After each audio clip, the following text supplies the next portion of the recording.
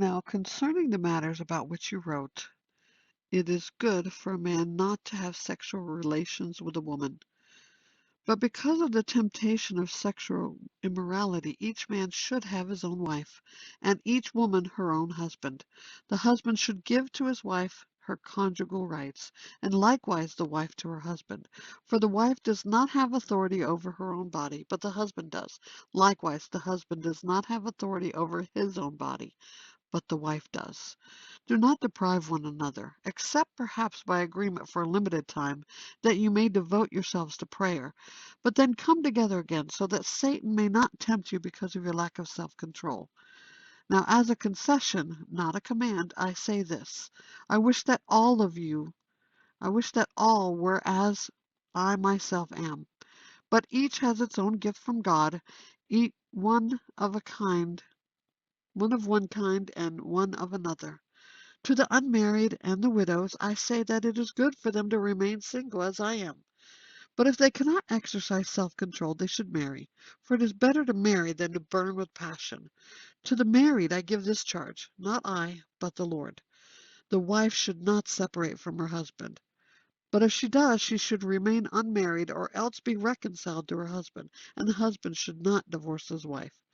To the rest I say, I, not the Lord, that if any brother has a wife who is an unbeliever, and she consents to live with him, he should not divorce her.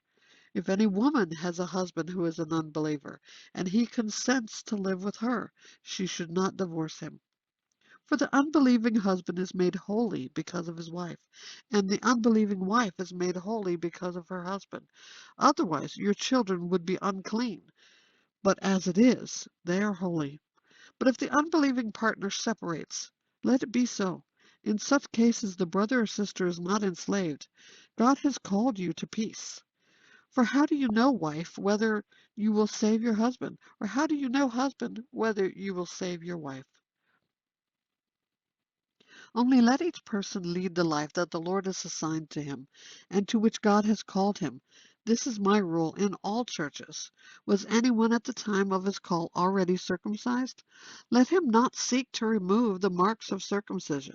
Was anyone at the time of his call uncircumcised? Let him not seek circumcision. For neither circumcision counts for anything nor uncircumcision, but keeping the commandments of God. Each one should remain in the condition in which he was called.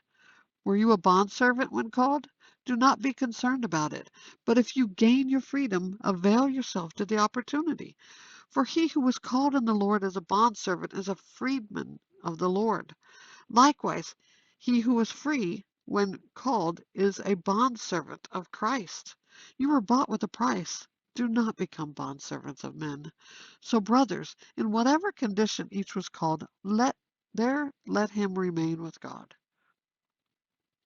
Now, concerning the betrothed, I have no command from the Lord, but I give my judgment as one who by the Lord's mercy is trustworthy.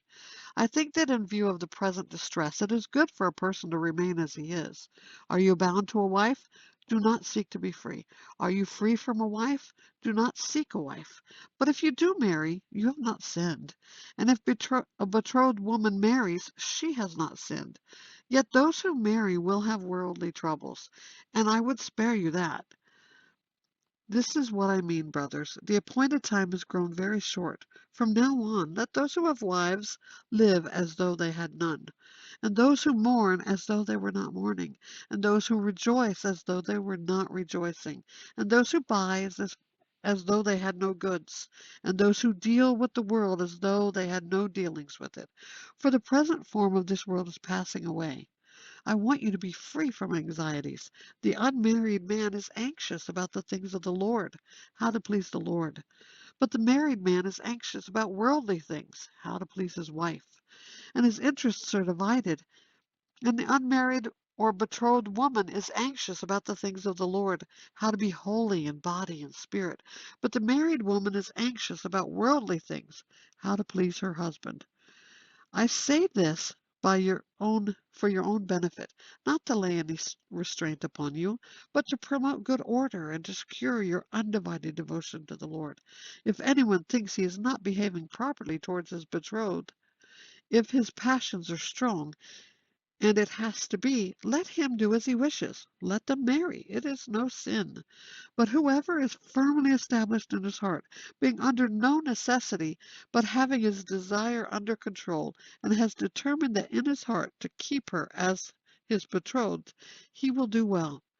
So then he who marries his betrothed does well, and he who refrains from marriage will do even better.